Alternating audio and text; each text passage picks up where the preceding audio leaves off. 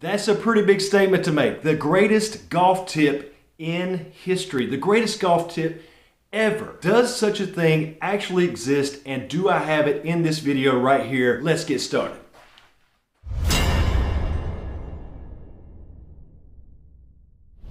Hey everybody, welcome back to Golf Test Dummy, the channel where I use my game to try and help your game. Today, I'm making a pretty bold claim. I am claiming to have the greatest golf drill ever in this video, and I'm gonna do my best to prove it to you, and hopefully by the end of the video, you agree with me. Maybe you don't. Leave me some comments down below. Is this the best golf drill ever made, or is it just simply a pretty good drill, or is it total crap?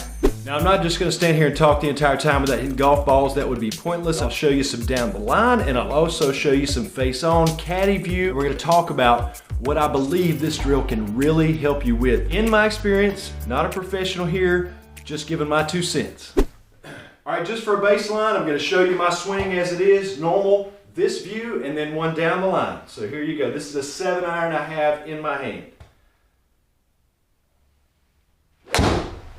Switch right over without missing a beat, and we'll go right down the line here.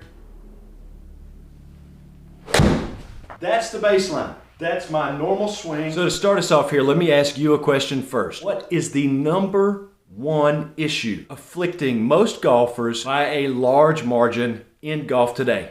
I'll give you a little hint. It's the same exact affliction that golfers have had for decades. A wicked slice. So what causes a slice? Is it something with your body, the club? Your body can be doing a multitude of different things during the swing that cause a slice. But there's only one set of parameters that this club can be performing that create a slice. It's usually a steep angle of attack, meaning that it's not shallow and coming into the ball at a very shallow angle. It's usually steep coming into the ball, and it's cutting across the ball with the out to in swing path, and you have an open club face to some degree at impact. Now that is a universal truth for somebody who slices. You can't deny that. How their body got the club into that position on that path, it varies like snowflakes, like fingerprints. It can be early extension. It can be thrown over the top. It can be sliding in front of the ball. It can be that your hips are sliding out. It could be your head is whipping around, your shoulders coming out. There's any combination with what you can do with your body to create that slice. But the club has to be doing something pretty specific to create that slice. So how do you fix the slice? The opposite of that then has to happen. Instead of the path being out to in, the path needs to be in to out. It needs to be coming from the inside. Instead of the angle of attack being steep, the angle of attack has to be shallow. And instead of the face being open at impact, it needs to be square or even slightly closed to create that baby draw. How do you get that? This drill. Now this drill has a lot of different names. Some people call it the flamingo drill. Some people call it the one-legged drill. Other people can call it left leg only drill. And yet again, I haven't heard this term, but the person who really kind of pioneered the swing being done this way was Ernest Jones. 100 years ago, Ernest Jones lost his right leg in the Great War, and he only had his left leg when he came back. So he learned how to become a proficient golfer on just a left leg, and he was a right-handed golfer. So if you're asking me the origins of this drill, I'm gonna give it to Ernest Jones. Who actually was the first one to call it a drill? I have no idea. But it goes by many names. You've seen it from many instructors. I'm sure that you've seen it on YouTube before, but nobody has ever come out and said that this one drill right here could be the cure-all for just about everything that ails the average golfer. And you could play this way if you wanted to. It basically goes like this. For the purposes of the drill, to make it just a little bit easier and not so difficult on you, let's just take that right toe and put it on the ground behind us, right? No weight on it. You can't have any weight on it. All it can be is a sort of stabilizer, a rudder in the water, so to speak. Something to just kind of keep you from falling over on your face. There's not many rules with this drill. I'll say this. You have to have all of your weight on your left leg and the right toe can be touching to stabilize only.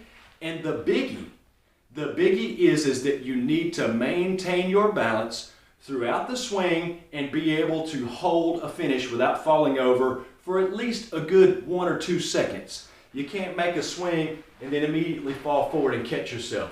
If you do that, you're doing the drill incorrectly, and you need to make the swing not pull you off of your balance. And that is the key to the drill.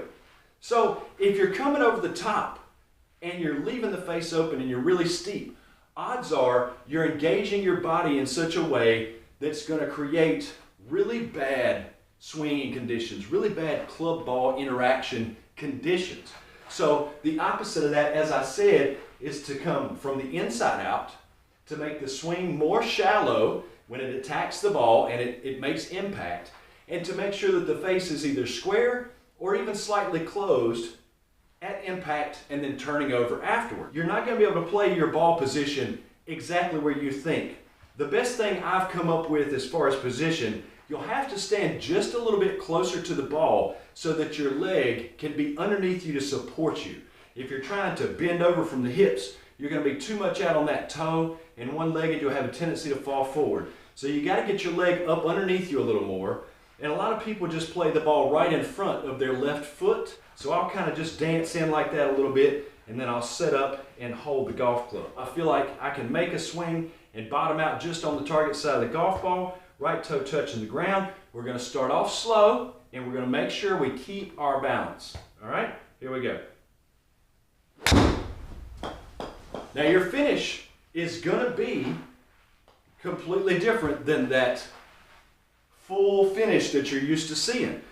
And what that's going to do for you is it's going to allow you to come from the inside with a shallow angle of attack, and in order to get through the golf ball with the momentum of the club going forward at a fairly high rate of speed, you're going to have to let your arms go out in front of you and the toe to release toward the target and turn over and fold up. If you find that you're falling over a lot, just slow it down, make some smaller swings. We can do like this and make it smaller, right? But what that's going to do is help you feel, if you're a chronic slicer, help you feel that release. You can't hold that off and cut across it and then finish with a chicken wing and keep your balance. I'll try it. Let's see. All right? It pulls you forward. It pulls you forward. The momentum of that pulls you forward. You can't keep balance. But all of these are solid strikes. So I have to stay back and allow the club to release down the line toward the target. That's the only option I have. Now, we've talked about how it can help you with your slice and get that over the top out of it and get you that shallow down the target line or in to out releasing of the club instead of the club face being open. What else can this help with? For all of you people that overswing, you take too big of a swing and you're just going after it. You're really trying to murder the golf ball. This will slow you down and pace you and help you to realize that solid concussive compression of the golf ball can happen. Power can happen even without making those huge chops at it that are just mammoth proportions where you're given maximum effort. You have to take the effort level down and swing within yourself to maintain balance. The other thing that this drill can help with is timing.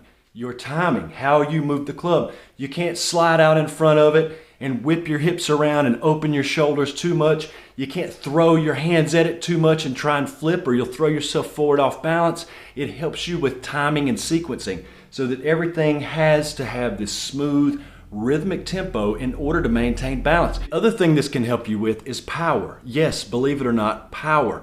For a lot of us, we make a lot of unnecessary movements and we end up making our swing, if you were to trace the club head, something other than circular. Circular is the most dynamic, powerful way that this club head can move and strike the golf ball. A circle is perfect geometry. You saw some down the front way here, so again, I just sort of set in until I can feel comfortable when I set the club down that I feel like my swing is going to bottom out just on the target side of the golf ball. As far as distance and all that, I kind of move in, I feel my way around, and then I just take a natural grip. And then from there, I'm just trying to swing this club and make sure that I don't lose my balance. Everything else that that becomes of my swing, it's all dictated by keeping my balance.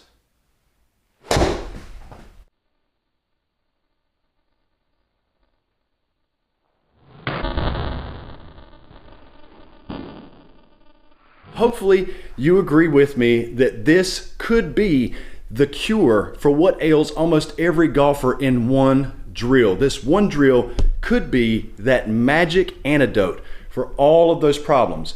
Let me know in the comments. Do you agree with me? You think I'm crazy? Am I full of it? I'll see you in the next video.